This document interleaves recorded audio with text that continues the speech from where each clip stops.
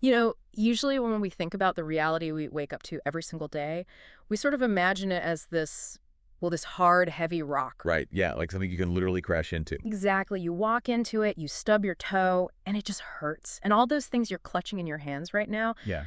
whether that's your career ambitions, your bank account, a relationship, or even just your reputation. You feel the physical weight of them. You really do. You tell yourself, this is mine, this is permanent, this is real. And that physical intuition is, well, it's essentially the default operating system of the human brain. Mhm. I mean, we rely on that heavy, bounded sense of reality just to feel safe. Grounded, basically. Exactly, grounded. Mhm. Because things don't have mass, we feel like we're just sort of floating in a void, which is terrifying for a species that evolved to navigate a very dangerous physical world. Right. But, and this is the big question for today, what if that default setting is actually a total illusion? Like, what if that massive, immovable rock of reality you keep crashing into isn't a rock at all? What if it's actually more like a computer screen?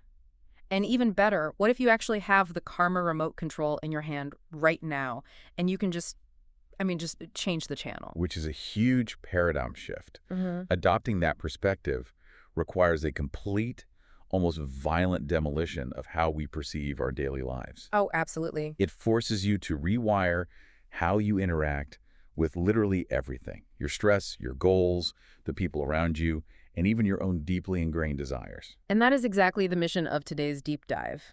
We are going to extract a highly practical, incredibly grounded life operating system from a deeply fascinating internal dialogue about classical Buddhist texts. It's such rich material, really. It is. And I want to give a massive shout out to where this is coming from because this is exclusive premium source material. So this entire framework was produced by Buddhist Practice Incorporated out in Australia. Right.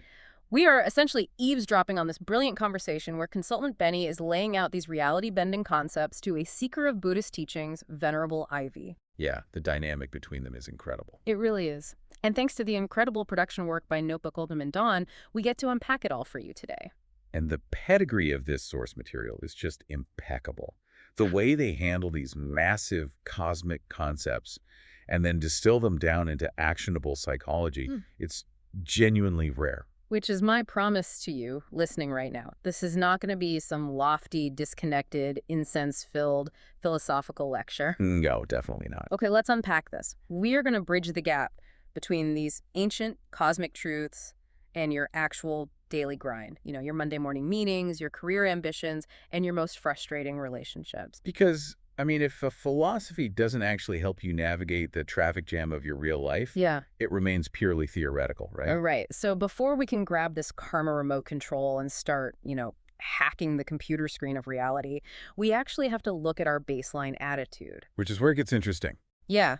The source material calls this resolving to be extraordinary, which, that sounds great on a bumper sticker, but consultant Benny argues this actually begins with a very unexpected foundational step. Gratitude. Yeah. Gratitude. The text specifically outlines something called the four graces.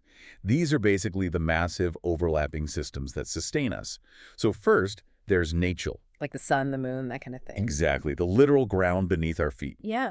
Second is the systems of society, which they frame as kings, water, and earth.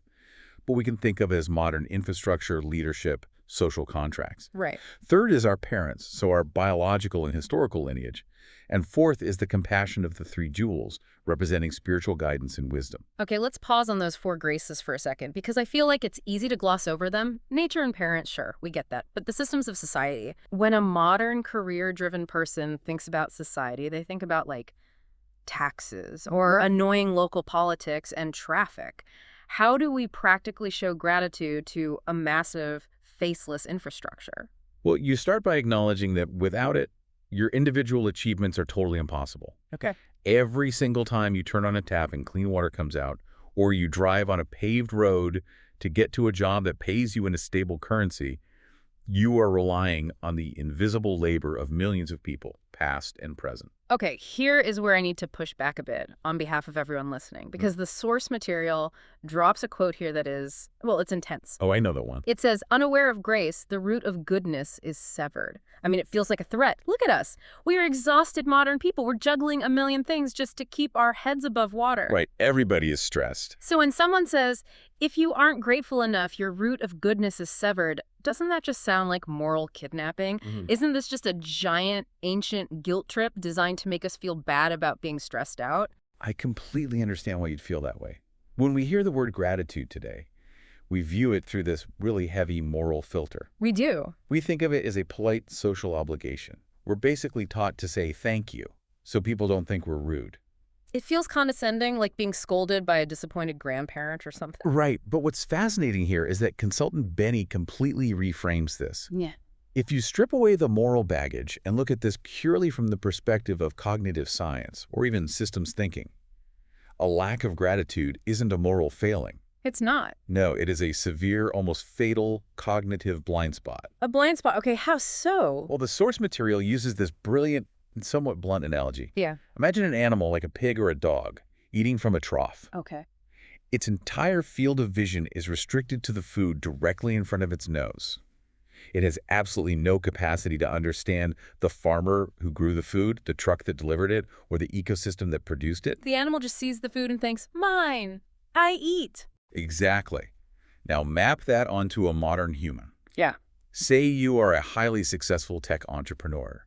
You drink your morning coffee and think, I bought this with the money I earned through my own pure genius. Oh, man. If you ignore the massive logistics network, the agricultural workers in another hemisphere, the societal stability, the shipping lanes that allowed that coffee to reach your hand, you are essentially that animal at the trough. Oh, wow.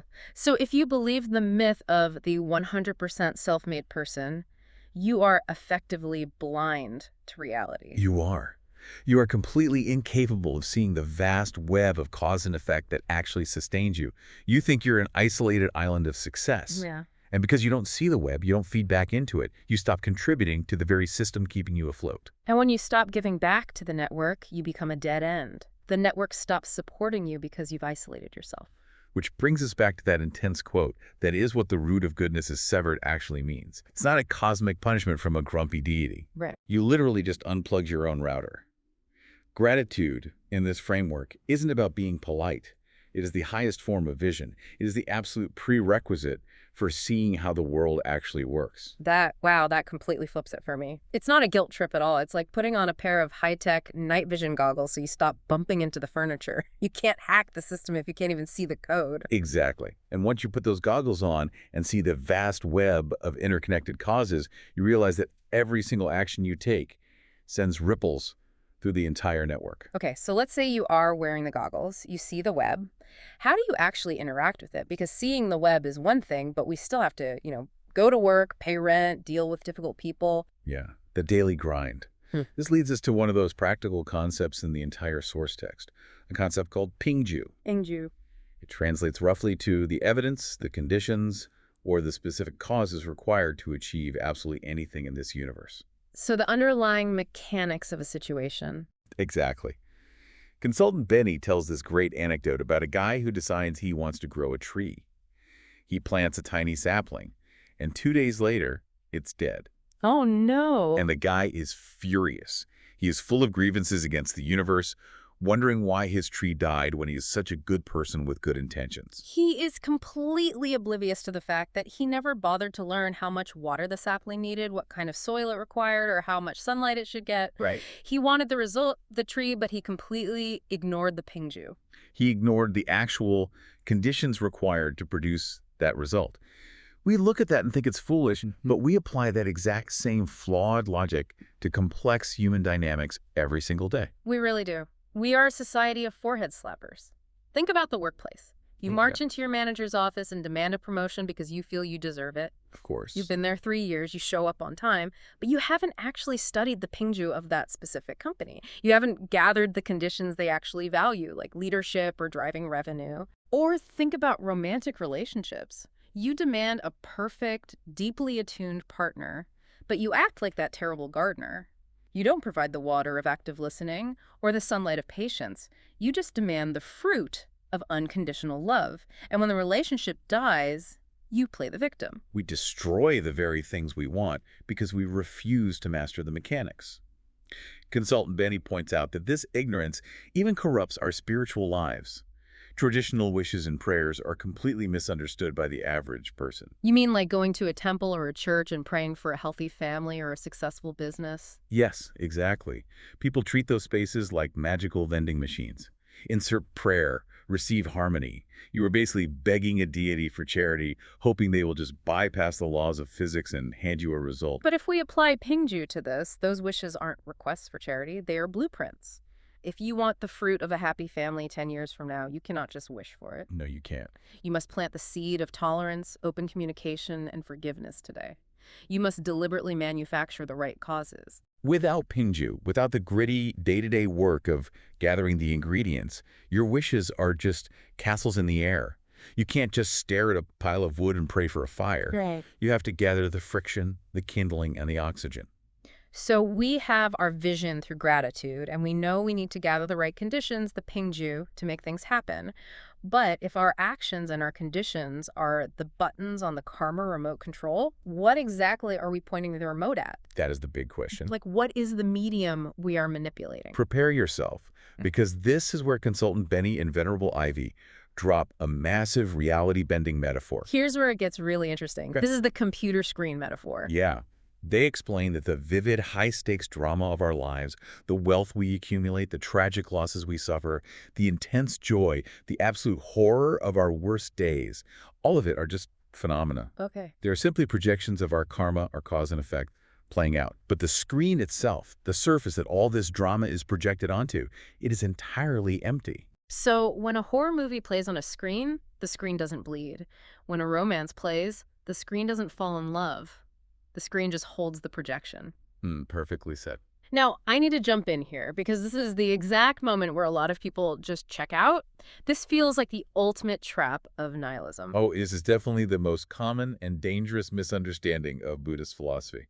Because if you tell me right now that my entire life, my career, my family, my struggles, if you tell me it's all just a projection on an empty screen, my immediate response is, why should I bother? Right. Why do anything? Why should I work hard to support my kids? Why shouldn't I just quit my job, lie flat, stare at the ceiling, and give up on everything? If it's all fake, why play the game? This raises such an important point, Exactly. and it is the exact pivot point between a beginner's misunderstanding and true mastery. The idea that nothing matters, so I should do nothing, is a symptom of still being attached to the drama. Oh, interesting. A true master, someone who has genuinely absorbed this operating system, doesn't stop playing the game just because they know it's a game. Walk us through that psychology then. How do you maintain motivation if you know the screen is empty?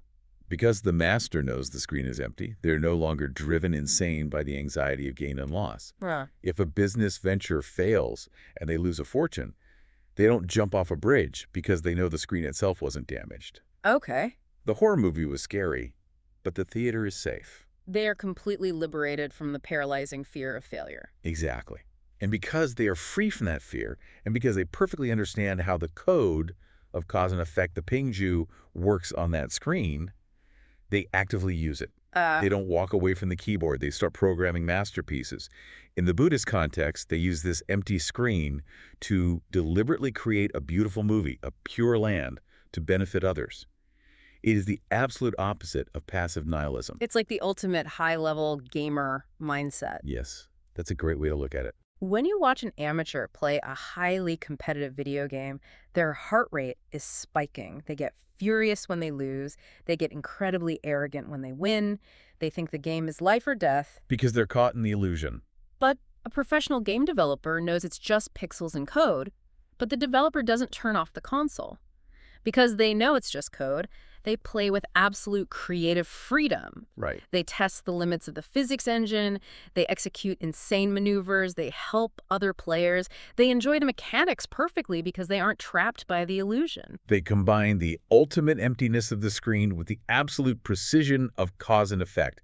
That is true mastery. Okay, I am entirely on board with the gamer mindset, but let's bring this back down to the reality of the listener. if we have this incredible power, if we hold the remote control to program a masterpiece on an empty screen, why do we still look around and feel so miserable? It's the multi-million-dollar question. Why are we still trapped, anxious, and stressed out of our minds every Monday morning? The source material uses a really evocative phrase here. It says, "We feel like we are stuck in a burning house." Consultant Benny diagnoses the human condition perfectly here. We are indeed in a burning house, but we are the ones barricading the doors. Wow. The text describes us metaphorically hugging our fame on the left, our grudges on the right, our desires in the front, and our anxieties in the back. We are loaded down with armfuls of illusions. And while we are hugging all this burning furniture, the text introduces this brilliant concept of zi hu zi ye, which is fascinating because, literally translated, these are ancient Chinese grammar particles. Yeah, very obscure grammar rules. They are functional words used to connect sentences or add emphasis, but they don't have much substantial meaning on their own. And Consultant Benny uses them as a metaphor for the endless, stalling excuses we make. It's the meaningless noise we fill our mouths with to avoid taking action. Let's dig into the psychology of that, because it paints such a vivid, almost twisted picture of human behavior. Why do we cling to meaningless filler when our lives are supposedly on fire? Because taking action requires dropping the things we are hugging. Mm-hmm. And even though our grudges and anxieties are actively burning us, they are familiar. They know them. Right. The unknown outside the burning house is somehow scarier than the flames we know. Imagine you are literally sitting in a burning house. The flames are licking the walls, the smoke is choking you, and suddenly a golden arm reaches down through the roof, the Buddha, or absolute wisdom, reaching out to pull you to safety. A direct lifeline. The ultimate rescue. And what do? We look at this golden arm, we look at the fire, and we say, with a mouthful of zihu ziye, hold on a second, I haven't finished eating this really delicious sandwich yet. Exactly. Or, wait, I can't leave the fire right now, I have to finish this Q3 earnings report. I'll seek enlightenment as soon as my mortgage is paid off and my kids are in college. We are literally prioritizing a sandwich over escaping a fire. It reveals this incredibly twisted psychology we all share. We don't actually pray to be rescued from the burning house. No, we don't. We pray for an air conditioner inside the burning house. We want the fire to stop burning us, but we absolutely refuse to let go of the burning furniture. We just love our dramas. We feel important when we are stressed. And this stubbornness connects to the final and perhaps most beautiful metaphor in this dialogue.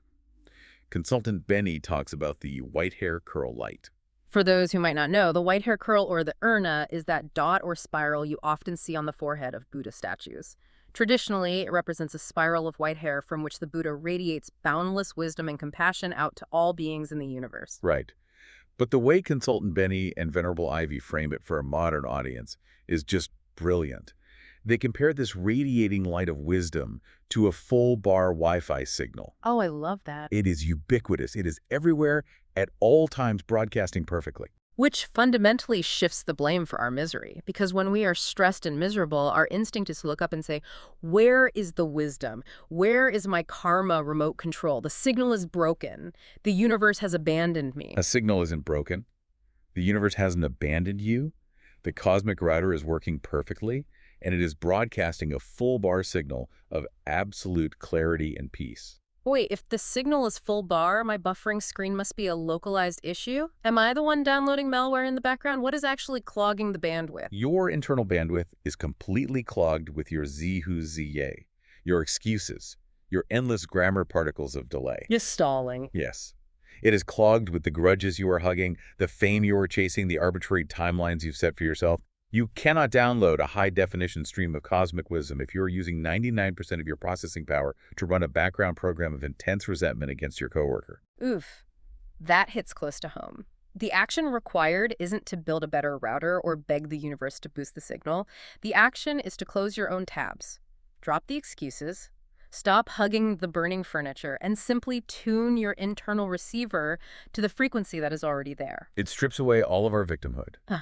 It leaves you with total responsibility for your current state, But the flip side of that responsibility is total freedom. Okay, let me do a rapid distillation of this system upgrade path we've just laid out because we have covered a massive amount of ground today. We really have. First, you have to open your eyes. You have to use gratitude not as a polite social obligation, but as a severe cognitive tool, a pair of night vision goggles.